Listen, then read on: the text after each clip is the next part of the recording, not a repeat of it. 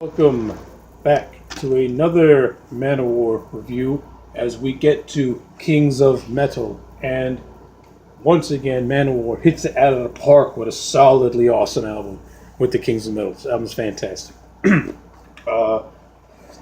When it comes to this and Fight in the World, they're both very neck and neck. It's really like Fight in the World just barely edges out this album in terms of an all-time favorite because this album is kick ass. I mean, just look at track one. Wheels of Fire. Amazing opening track. Maybe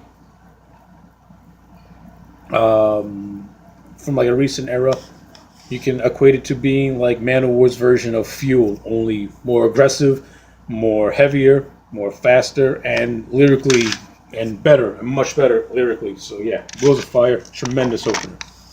Then we get down to Kings of Metal, which is, one again, a part of the, now what I like to call Manowar biography songs, where the songs pretty much, listen, we're Manowar, we do what we want, we say what we want, if you don't like us, fuck yourself. Kings of Metal is just like that. Because, like, they want to take them down, but they can't last. Because then when they get up, they're going to kick your ass. They'll keep on coming and always will. And other bands play, Manowar kill. Kings of Metal's awesome. And then we get to track 3, Heart of Steel, which is an amazing power ballad. Heart of Steel is a fantastic song. This is how you mix power ballad with heavy metal. You mish those two things together and you get Heart of Steel, an emotionally gut-wrenching song with amazing vocals by Eric Adams and killer instrumentation by the rest of the band. Heart of Steel, probably the big highlight in this album. Then we get to track 4, Sting of the Bubbly, which is, instrumental, mostly a bass instrumental with, with the drums and guitar peppered in throughout the song. Not too bad over there. Then we get to track 5, which is The Crown and Ring, Lament of the Kings. Like Heart of Steel, another great power ballad. Though I think The Crown and Ring has more of an operatic feel to it, which just enhances the epicness of the song. So yeah, The Crown and Ring, good shit. Then we get to the song, track 6, Kingdom Come, another very solid, heavy song that you can easily jam out to. We get Pleasure Slave, which is the bonus track on the disc that I have. And Pleasure Slave is a pretty cool song, too. It's pretty much about making your woman your slave. Come on. And then we get to the song Hail and Kill, which is, it's not bad. It's a good song. I like Hail and Kill. It's okay. It's decent. Now we get to track number 9, which is basically spoken word. It's called Warrior's Prayer. And I like this because track 9 easily segues right into track 10, which is Blood of the Kings, which is the... Now, to me, Heart of Steel is the highlight.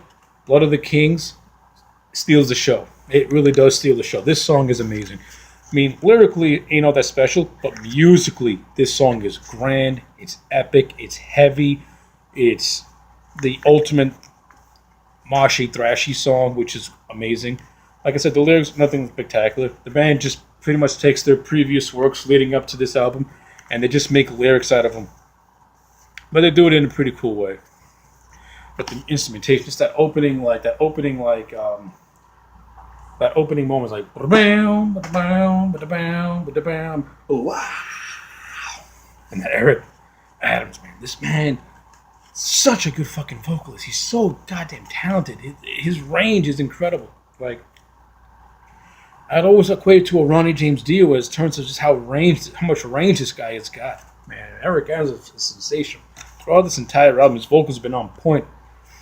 And the rest of the band, when it comes to this album, is also highly on point. So yes, Kings of Metal is another solid 10 out of 10. This album is awesome. It's great. Every song, in my opinion, delivers. Some of them I could care. I don't care. Some of them, are just okay, but majority of them are just phenomenal. And yes, This is, of course, one of the earliest albums that I bought for the band. So yes, I do have that bias towards it. But you know what? Even looking back at it now, this album's still fantastic and it still holds up. So yes, if you haven't heard the Kings of Metal, what are you waiting for? Listen to Kings of Metal. If you call yourself a Manowar fan, get this album, listen to it. And if you are a Manowar fan, pop it in again and just breathe in the nostalgia of an awesome record. Well, that's my take on Kings of Metal. Like, comment, subscribe, and I'll see you again next time for more.